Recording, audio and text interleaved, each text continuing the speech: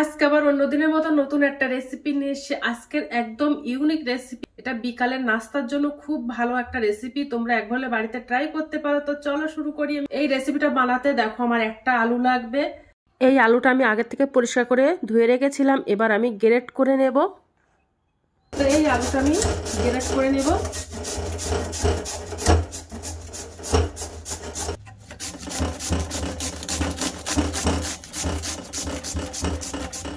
দেখো আলুটা গ্রেট করে নিয়েছি, এবার আমি পরিষ্কার জল দিয়ে ধুয়ে নেব। আলুটা পরিষ্কার জল দিয়ে আমি ধুয়ে নেব 4 থেকে 5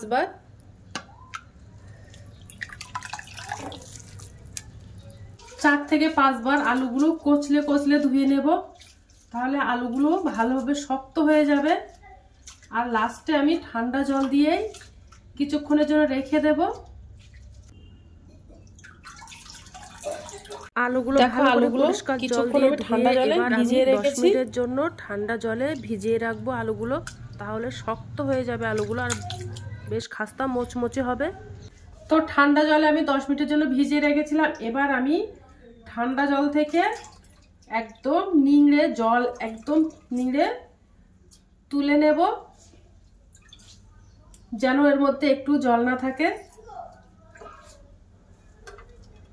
ভালো করে চেপে চেপে জলটা নিংড়ে নেব।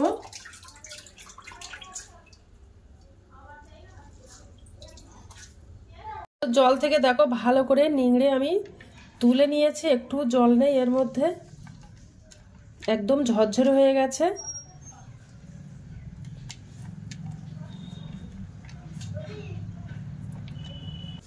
এবার আমি এই স্ন্যাক্সের জন্য একটা পুর বানিয়ে নেব।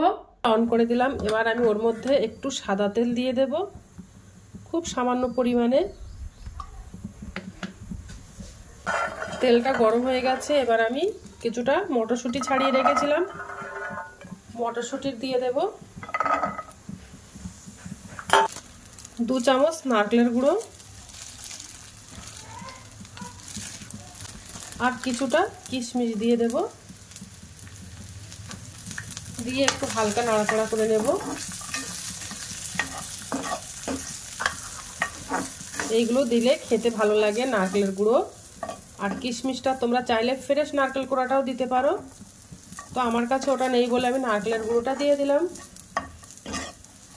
পুরটা বানানো হয়ে গেছে, এবার আমি গ্যাসটা অফ করে দেব। আলুটা শুকনো ঝরঝরি মতো হয়ে গেছে।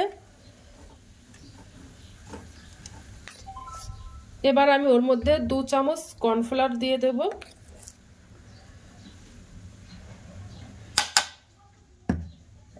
হাফ চামচ গোলমরিচ গুঁড়ো দিয়ে দেব।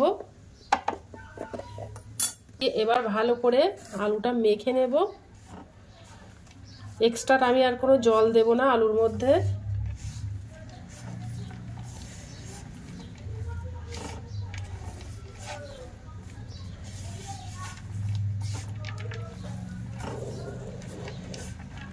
দিয়ে ভালো করে মেখে নেব। কর্নফ্লাওয়ার গোলমরিচটা ভালো করে মেখে নিয়েছি। এবার আমি ওর থেকে কিছুটা আলু নিয়ে নেব।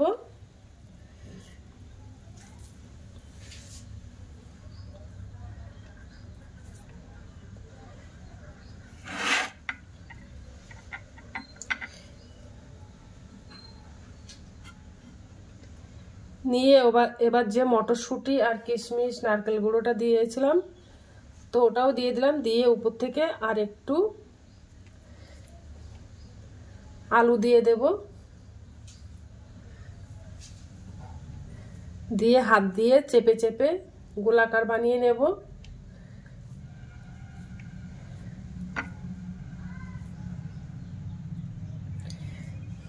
দেখো বানিয়ে নিয়েছি। বাদ বাকি আমি স্ন্যাক্স গুলো এইভাবে বানিয়ে নেব।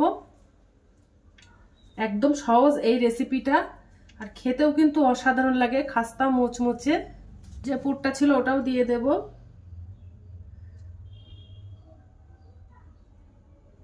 দিয়ে ভালো করে চেপে দেব। এবার আমি এগুলো সব ভাজা করে নেব। তো উনানে দেখো আমি একটা কড়াই দিয়ে দিয়েছি, যে আমি এটা বানিয়েছিলাম ওটা দিয়ে দেব তেলের মধ্যে।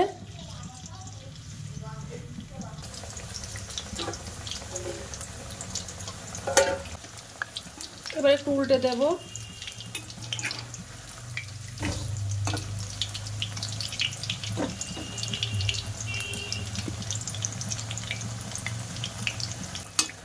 তো দেখো এটা ভাজা করা হয়ে গেছে, একদম কতটা খাস্তা মুচমুচে হয়েছে। কি স্ন্যাক্স গুলো আমি এভাবে ভাজা করে নেব। দেখো আমার স্ন্যাক্স গুলো ভাজা করা হয়ে গেছে। একটা বাটিতে 2 চামচ টক দই নিয়ে নেব, ওর মধ্যে একটু বিট লবণ দিয়ে দেব, দইটা ভালো করে ফেটিয়ে নেব।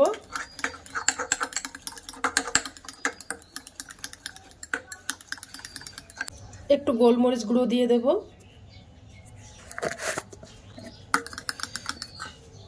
তোমরা চাইলে এর উপরে একটু বিট লবণ ছড়িয়ে সাদাভাবে খেতে পারো, তো আমি ওভাবেই খাবো না, আমি একটু যে টক দইটা মিশিয়েছিলাম ওই টক দইটা উপর থেকে সব ছড়িয়ে দেব, দিয়ে এইভাবে খাবো। এইভাবে খেলে কিন্তু দুর্দান্ত লাগে। তো দেখো বানানো হয়ে গেছে, কত সুন্দর লাগছে দেখতে। আর আমি চেরি ফলটা দিয়েছি জাস্ট দেখতে ভালো লাগার জন্য, তোমরা ওটা বাদ দিলে দিতে পারো। তো এবার একটু খেয়ে দেখবো।